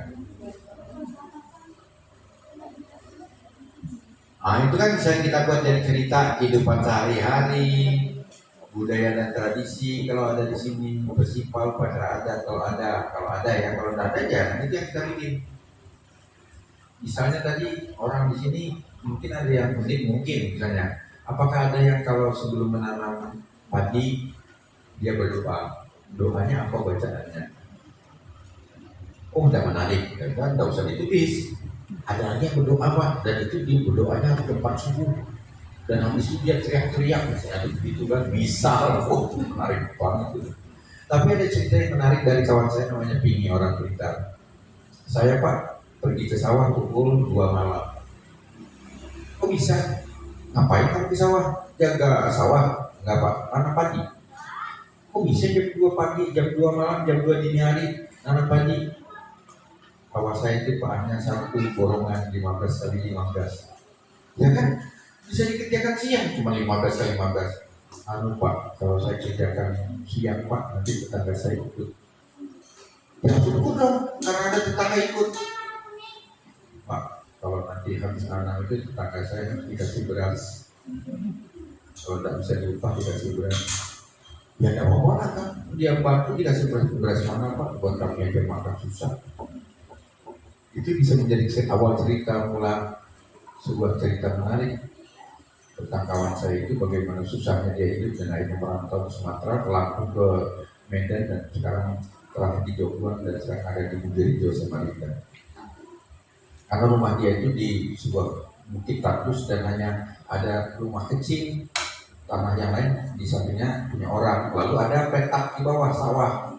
Itu 15 kali 15. Menghidupi 5 orang kepala, 5 orang anak, 15 dengan petak sawah seperti itu kan tidak mungkin. Yang mengharukan saya adalah ketika dia bilang pergi ke sawah jam 2 hanya untuk menghindari dilihat tetangga. Karena kalau dia tetangga nanti ada tetangga-tetangga yang banyak ikut, mau bantu. Tapi itu tidak gratis walaupun tidak ngomong. Betapa penderitaan itu masih ada menyelimuti warga kita kan. Kalau di Margomulyo, ibu tadi di mana bu desa ibu? Beringin Agung. Dulu Golkar semua di situ partai itu. Itu kan ceritanya. Artinya kan mungkin di tempat ibu kan petani kan tidak sesusah saya mendengarkan cerita dari sahabat saya itu. Lanjut, habis. Ini tentang karakter, nggak usah lah ini sudah jauh nih. Nanti bisa di kapan-kapan. Ya ini bisa hubungannya legenda atau mitos yang pernah berkembang di sini. Saya tidak menyarankan yang mitos ya, tapi kalau ada orang menulis tentang mitos-mitos silakan aja. Tentang alam, misalnya di sini dulu hutan belantara seperti apa wajahnya dan seperti apa sekarang, lalu apa yang pernah terjadi ketika ini dari hutan yang lebat menjadi begini tuh, adakah sesuatu yang menarik untuk ditulis, bisa dijadikan tulisan. Lanjut. Perubahan zaman bisa, kalau ada proyek kolaboratif juga bisa. Misalnya ada kegiatan, ada berlima, ini kan ada semacam komunitas kan, menyalakan sesuatu, pada waktu membuat sesuatu itu ada yang menarik. Karena cerita yang menarik itu harus ada sesuatu yang menjadi membuat orang menoleh, membuat orang ingin tahu. Bisa dari hal yang sederhana saja, seperti tadi hanya nanam sawah saja bisa menjadi cerita menarik, atau hanya ada orang menimba perahu saja bisa menarik perhatian. Lanjut. Nah ini saya kadang-kadang bertanya-tanya, di sini tuh ada nama desa Amborawang, iya? Itu di mana ya? Di pinggir laut apa di darat? Ada lawan darat, ada Amborawang darat di mana? di Sebelah pinggir jalan. ya sebelah Baru Pak, arah ke Sepinggan. Warga Sepinggan ya? Jadi Santutai dengan Jadi kalau mau ke Balikpapan itu kan kalau ini kan daerahnya itu Margomulyo, Margomulyo itu berapa ya? ini Margosari, Margomulyo. Margosari. Iya. Banyak, luas banget ya sebutnya. Jadi di sana daerah berapa daerah itu yang arah itu. Kalau di Jawa kecamatan itu udah kayak gitu, luasnya sampai dekat ke arah Balikpapan gitu. Kita pecah aja Samboja ini gimana? Sudah? Berapa kecamatan? Yang udah kita bikin jadi 7. Loh, setelah jadi 7 kita jadikan kabupaten. Supaya ada orang di sini bisa jadi bupati. Kalau bupati pertamanya namanya Rinuna alias Walinya. Pertanyaan saya, di Tegarong itu ada desa namanya Mangkurawang. Apa hubungan Ambo Rawang dengan Mangku Rawang? Ada yang tahu? Di sini kan ada Ambo Rawang, di Tegarong itu ada Mangku Rawang. Itu setelah Mesiu kesananya itu Timbau, habis Timbau itu Mangku Rawang. Di sini ada Ambo Rawang. Apakah si Rawang ini bersaudara? Bisa jadi. Loh, itu pertanyaan menggelitik yang mungkin bisa kita tulis. Kalau sebagai sebuah cerita kan tidak ada yang melarang. Sebagai sebuah cerita, bukan sebagai sebuah sejarah kan. Sebuah cerita saja. Ambo itu kan artinya ibu kan. Kalau bapak, kata Malina, kalau bapak mangku. Mangku itu mangkon, mangku. Siapa yang mangku? Ambo atau bapak yang mangku tuh? Betul juga mangku itu harus laki-laki ya. Karena yang dipangku itu perempuan. Iya betul juga. Berarti bersaudara Rawang dengan Rawang ini. Ini diulik ini bagus jadi cerita kan. Iya juga ya. Yang penting tidak ada hubungan dengan sunduk lawang.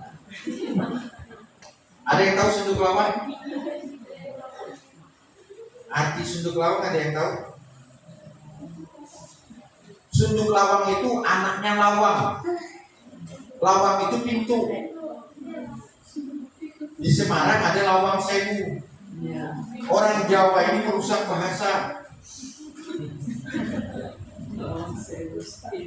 Pokoknya jawab salah-salahkan hari ini. Aku sudah hitung tidak sampai 1000. Lawang sewu di Semarang itu bukan 20-an lagi. Jawa ini masa nyumun sewu. Terima kasih 1000. Kan gimana hancurnya itu? Nyuwun itu minta. Minta. Nah kenapa kan kalau kita mau pergi Permisi. Nah, ini kenapa pakai minta 1.000, minta 1. Itu kan menarik. Anda tulis tentang Nyuwun Sewu saja itu menarik bro. Gimana sih asal muasalnya itu yang secara terminologi begitu, kemudian jadi itu, dan itu kata lain dari Sunda punten. Ya. Tadi kan Sunda kan punten itu permisi. Jawa itu kadang-kadang dia bilang kalau permisi Jawa apa? Nyuwun Sewu. Lah, ada satunya bukan nyuwun kok. Meluang, nah itu apa itu? Oh, kalau mau masuk meluang. Kalau mau keluar, Itu saya minta, saya minta. Kalau bisa. Nyuwun Sewu artinya saya minta. Permisi. Permisi. Kalau mau keluar, Kalau mau lewat. kalau mau lewat. Loh, tadi kalau mau masuk katanya puluh nomor. Kalau masuk dengan lewat kan berbeda. Nah, maksud saya kan lawannya masuk keluar. Terus keluar apa bahasa Jawanya? Jawa lu bikin repot. Pamit salah. Ya. Tapi itu kan menurut saya itulah indahnya Indonesia itu kan. Terminologi begitu itu sebenarnya bisa digulik untuk menjadi sebuah tulisan. Kan tulisan itu tidak hanya cerita kan, ada yang sejarah, ada yang cerita, ada yang esai, ada yang storytelling, ada yang cerita mini, terserah saja. Ada Muara 9. Di mana itu? Daerah Handil, daerah Muara Jawa. Sebelum Muara Jawa. Oh, yang banyak pohon kelapa itu. Apa sih? Oh, betul. Berarti banyak bukis di sini. Mungkin 9 itu dari kata 9. Apa saja bukis itu.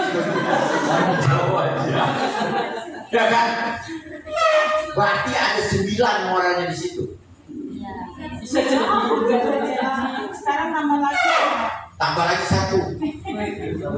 Muara 10. Muara 10. Kenapa ini saya tulis? Saya cari di Google nama-nama desa, lalu saya lihat ada yang menarik. Kenapa kita tidak menulis tentang Muara 9? Bagaimana kisahnya hadir cerita tentang Muara 9 ini? Apakah ini dulu orang pertama kali yang menemukan desa ini adalah orang Bugis? Dan apakah 9 dalam bahasa Bugis itu 9? Jadi ada yang Bugis, di mana yang Bugis? Ada. Jadi Arwah, 2 itu uang. Arwah, telu, apa, 5, 6, 7, Arwah 8, Asela. Berarti bukan orang Bugis. Nah, berarti kan bukan bilang. Jadi kalau Anda cerita panjang lebar kisah segala macam, itu bukan 9 nih guys, itu nama Iwak, itu ujungnya. Kalau cerita gitu ya, Banjar katanya, Banjar Sasat ini kan. Iwak 9 itu aslinya 9 dapatnya, 9 ekor. Datang orang Bugis pada kali 9. Ujar Banjar itu kan 9. Itu sambilan itu ngambil aja mancing di Wok 9 dapat. Anda bisa bikin macam-macam cerita tentang 9. Hanya satu kata 9. Bisa kita macam-macam nih kan. Nah, tugas penulis itu kan macam-macam itu saja. Jangan bikin satu macam. Ini kurang ajar juga namanya. Kurang ajar. Bukan, maksud saya bikin penasaran. Salop itu apa? Salo api, ada kan namanya salo api? Salo itu apa? Bugis kayak gini. Salah. Kebanyakan kalau kemudian di Samboja ada nama kampung Salo Api, tapi tidak pernah kita tulis. Kenapa diberi nama Salo Api? Apa kisahnya? Tulis saja itu, tanyai orang-orang tua di sana yang ngerti bahwa itu betul dan tidak, itu urusan belakang. Kalau ada yang kemudian nanti mengatakan, oh enggak begitu ceritanya begini, ya bagus saja tulis, ya kan? Kita sudah nulis, jangan bepandir aja kamu tulis. Semakin banyak cerita itu nanti ada orang yang akan membuat kombinasinya kan, Bulina, Putri Muna, Walhina itu namanya Putri Belanda, Ratu Bihel Wina. Bagi nenekku mungkin dulu sangat ingat betul dengan Ratu Bihel, mungkin tuh. Jadi karena dia bingung namanya itu apa, dia nggak ingat. Oh, Walhina, padahal Wilhelmina namanya. Jadi kembalikan nama muka aslinya Wilhelmina. Pergi ke pengadilan, bisa pak ke pengadilan dibahas sidang. Keren kan? Wilhelmina Putri Samboja. Seruang artinya bukan itu asal ceritanya itu satu lubang. Luang itu lubang. Lubang. Itu ada hubungannya sama banter-banter kayaknya. Iya, betul. Ada banyak banter di sini. Banyak banget di sini waktu zaman Jepang. Sepertinya ada hubungannya. Jadi dulu orang Jepang itu ketika diserbu oleh tentara sekutu pasca 45, mereka tidak mau menyerah, tidak mau kamikaze, tidak mau menyerah. Bantang bagi orang Jepang itu menyerah karena dia memiliki jiwa samurai ya. Dia lari itu ke gua itu satu aja lubangnya, diisi manusia banyak. Itu asalnya misalnya selubang itu, dan di dalam gua itu ternyata ada aliran sungai, dan di dalam aliran sungai itu ada ikan-ikan kecil. Nah itu dinamai ikan seluang itu. Nggak percaya terserah. Tapi itu salah satu saja. Jadi ini hanya alat saya untuk memancing saudara. Ada banyak hal yang perlu ditulis tentang Samboja ini. Satu di antaranya adalah nama-nama kampung. Bagaimanapun cerita kampung itu nanti ada orang yang mengatakan tidak begitu ceritanya, terserah saja. Tapi saya mengimbau saudara, tulislah riwayat-riwayat kampung kita ini supaya nanti tidak hilang begitu saja terjawab. Saya khawatir nanti kampung kita ini berubah namanya, sebagaimana di Jakarta. Jakarta itu sudah. Dulunya Rawajaya. Nah sekarang. Beringinaku. Nah kan di Samarinda ada itu Gunung Dusun jadi Sidomulyo. Banyak di Samarinda. Bahkan di Samarinda itu ada desa-desa yang tidak ada lagi. Misalnya Kampung Gunung Jagung, tidak ada lagi di Samarinda. Hilang. Orang tahunya itu dari Panjaitan, jadi nama jalan.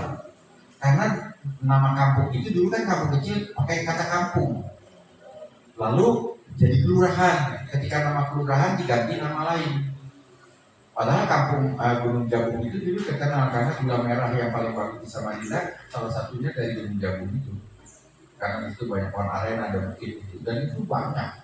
Di dalam silsilah Kutai, sejarah Kutai yang ditulis abad 18 tahun 1425 itu, ratusan tahun yang lalu, ada nama-nama desa yang namanya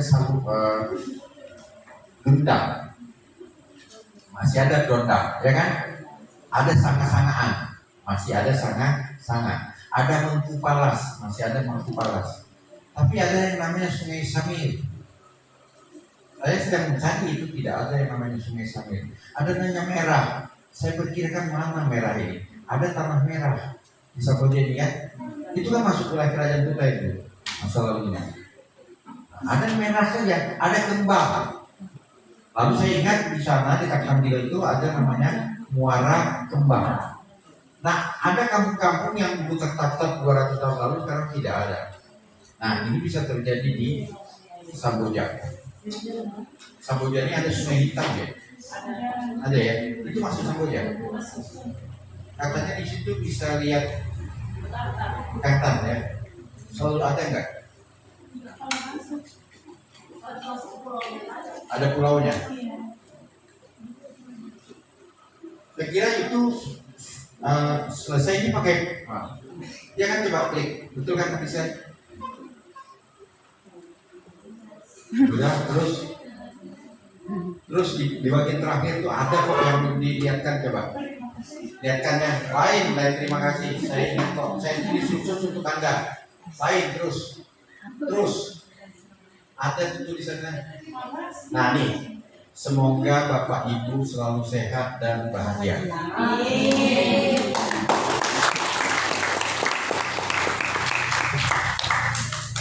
Baik, Saya mewakili teman-teman mengucapkan terima kasih kepada Pak Syafruddin Pernyata atas materinya yang luar biasa menarik dengan pembawaannya yang juga energik dan juga humoris ya.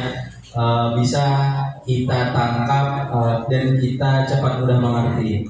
Pak Syafruddin juga tadi saya amati juga beberapa kali membahas mengenai asal usul bahasa. Ternyata beliau tadi saya lihat S2-nya itu Unpad linguistik ya Pak ya. Nah, kalau nggak salah linguistik itu juga dalam mata kuliah saya, meskipun saya sering bolos itu sering membahas tentang asal usul bahasa dan perihal ilmu kebahasaan ya Pak ya, kalau tidak salah. Ada orang ada Siap, saya jurusan pendidikan bahasa Indonesia Pak di Uniba Pak. oh iya, pantas. Nanti hari apa ya masa meeting ke sana? Tanggal 23 di Uniba acaranya. Siapa? Literasi juga itu. Itu dekannya itu orang sastra Inggris, Jeffrey. Kalau saya beda aja, fakultas Pak dengan beliau. Nah kalau beliau kan fakultas sastra, kalau saya fakultas Oh iya, kedua sih, Pak. dia murni. Ya. Baik, mungkin banyak dapat kita pelajaran, banyak dapat kita materi dan wawasan yang baru mengenai kenapa kita harus menulis dan membaca. Ternyata manfaatnya banyak sekali, dapat menurunkan stres, resiko penyakit lupa dan segala macamnya. Kenapa kita harus memulai untuk menulis?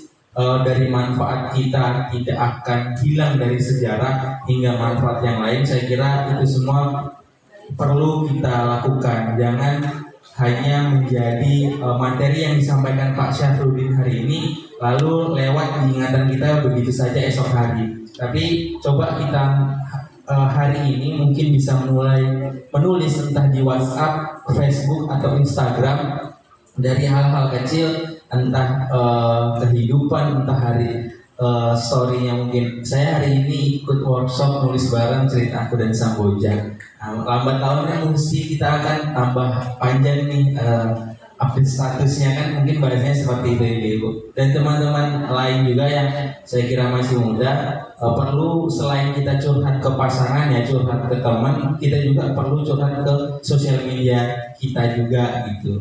Nah mungkin itu saja. Terima kasih Pak Syafruddin Pernyata sudah membagikan ilmu dan pengalamannya. Saya mewakili panitia dan peserta mengucapkan terima kasih. Lanjut atau gimana?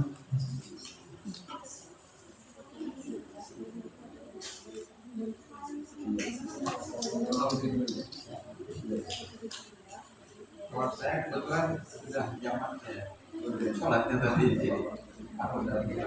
Apa siapa? Oh ada diskusi kan? Kalau ada diskusi berarti nama honor dong. Berarti atur aja. Tapi sebisanya kalau bisa jangan kita pulang jangan kemana-mana ya. Ya Pak Rin, kalau bisa jangan kemana-mana.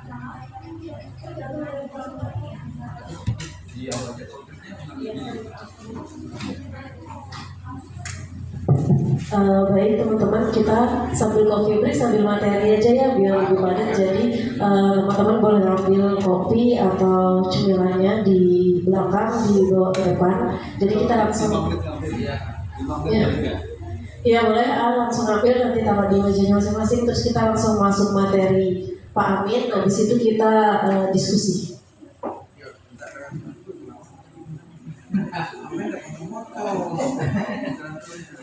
Boleh, silakan teman-teman sekalian untuk mengambil ada es teh, ada kopi, ada snack-snacknya juga di belakang buat dibawa ke mejanya masing-masing. Sebelum nantinya kita mulai materi dari Pak Amin Wangsit Talaja.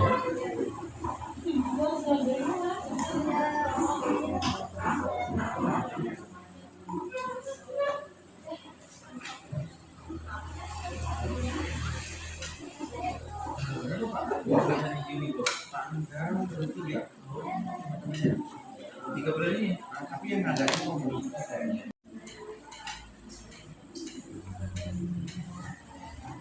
Bismillahirrahmanirrahim. Assalamualaikum warahmatullahi wabarakatuh. Mudah-mudahan masih semangat, mudah-mudahan ya. Baik, sambil kita menikmati hidangan yang ada, kita ini untuk sekedar materi tambahan melengkapi apa yang sudah disampaikan dari pemateri terdahulu ya, dari Mas Arif sudah memberi teman-teman masukan tentang banyak hal tentang Samboja dan ini Kalimantan ya, sejarah macam-macamnya. Kemudian dari guru kita Pak Syafruddin sudah memberi tambahan motivasi kenapa harus menulis dan sebagainya dan sampai kepada apa sih yang bisa kita tulis di Samboja. Banyak hal, banyak inspirasi yang bisa kita gali dari Samboja. Ya. Nah ini kalau kemarin yang disodorkan dari panitia saya lebih ke teknis ya, cara nulis seperti apa. Jadi kita ingat ya, sambil karena ini juga waktunya juga sore, takutnya karena Pak Syafruddin guru kita itu memegang mobil sendiri gitu kan, jangan sampai terlalu malam juga. Intinya begini teman-teman, kalau kita menulis, kita bayangkan gini, kalau teman-teman ketika belajar mau naik motor itu bagaimana? Atau beli buku kiat-kiat naik motor gitu ya? Enggak ya? Atau cara mengenal motor dan sebagainya enggak ya? Jadi kita belajar naik motor juga langsung naik motor, tapi tentu saja ada bekal-bekal gitu ya. Mungkin kita pernah tahu teman kita naik motor, pernah tahu orang tua kita naik motor dan sebagainya. Jadi kombinasi antara praktik dan common sense atau pengetahuan dasar kita. Jadi memang inti utama ya kita mencebur atau langsung terjun, atau kalau mau naik motor ya langsung pegang motor, langsung naik motor gitu. Begitu juga menulis gitu. Nah, tapi memang ya misalnya kita mau nulis cerpen ya kita langsung nulis cerpen, tapi tentu pasti kita sudah pernah tahu cerpen itu apa gitu ya.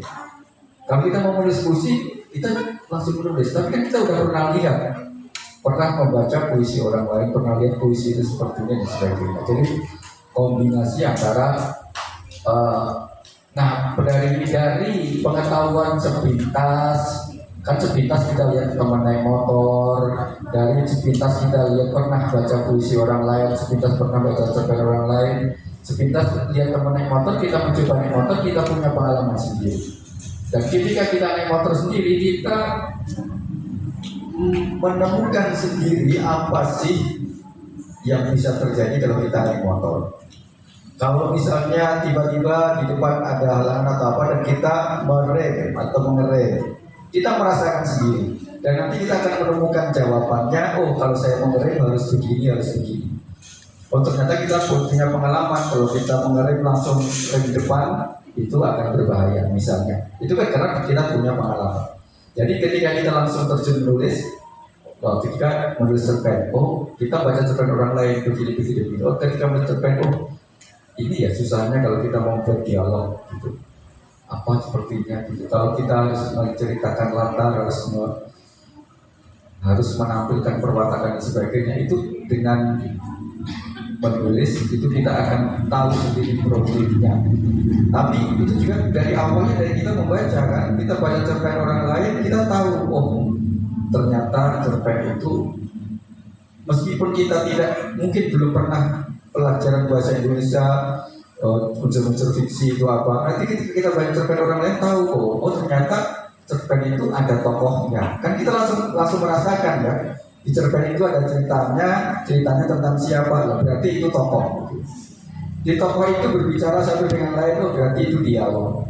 Kita udah langsung merasakan, meskipun tanpa harus kita misalnya belajar teori definisi, kita langsung terjun gitu. Nah ini kuncinya, artinya kalau kunci untuk kita menjadi penulis yang baik tadi sudah banyak dikulik oleh Pak Syafruddin tadi juga. Intinya kuncinya adalah jam terbang membaca dan jam terbang menulis.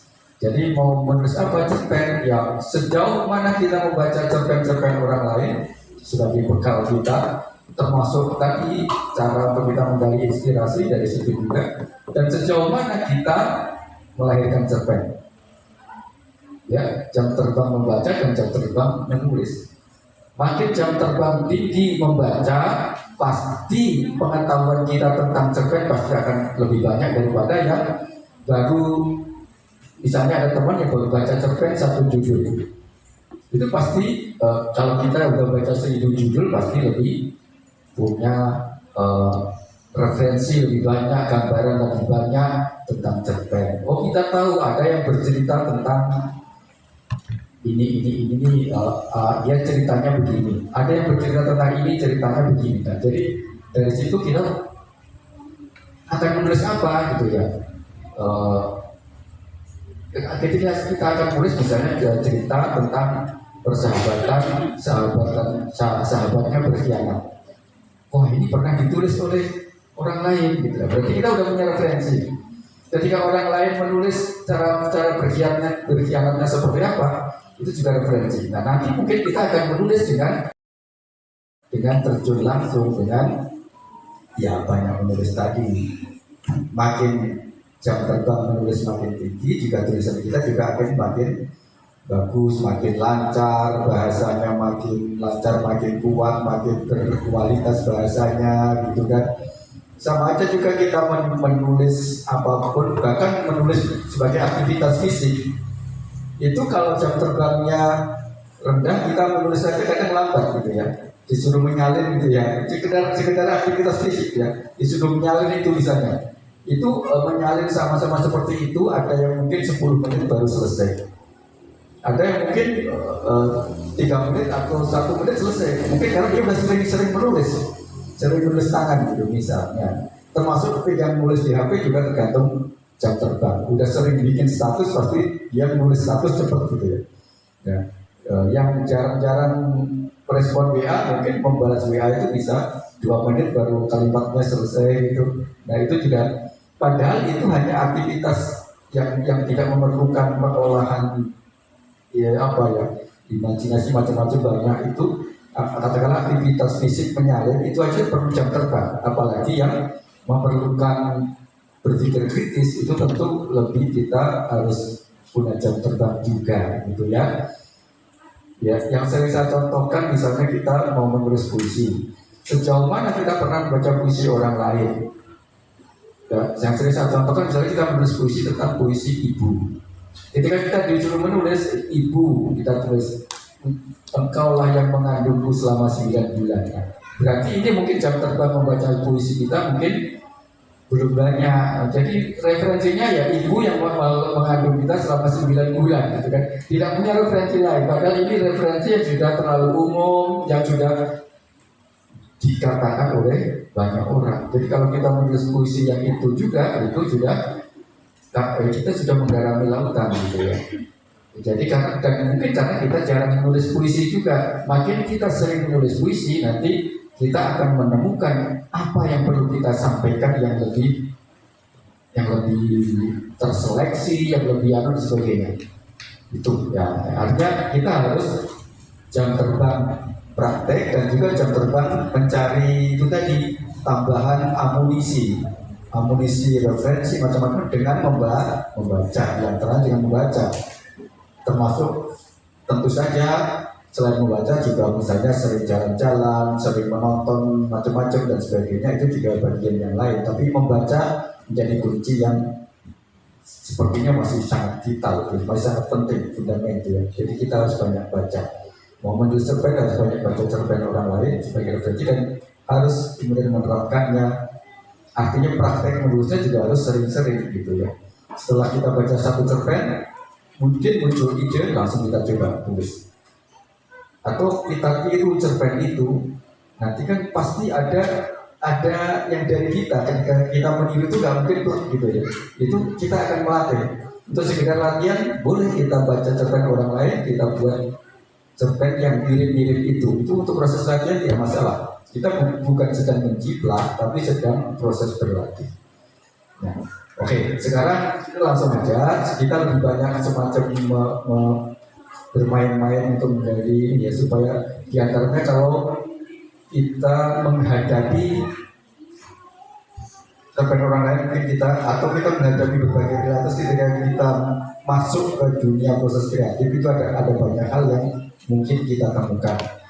Nah ini pertama tentang karakter atau tokoh. Misalnya kita baca cerpen orang lain, ada cerpen yang itu ada percakapan seperti tampil di depan itu.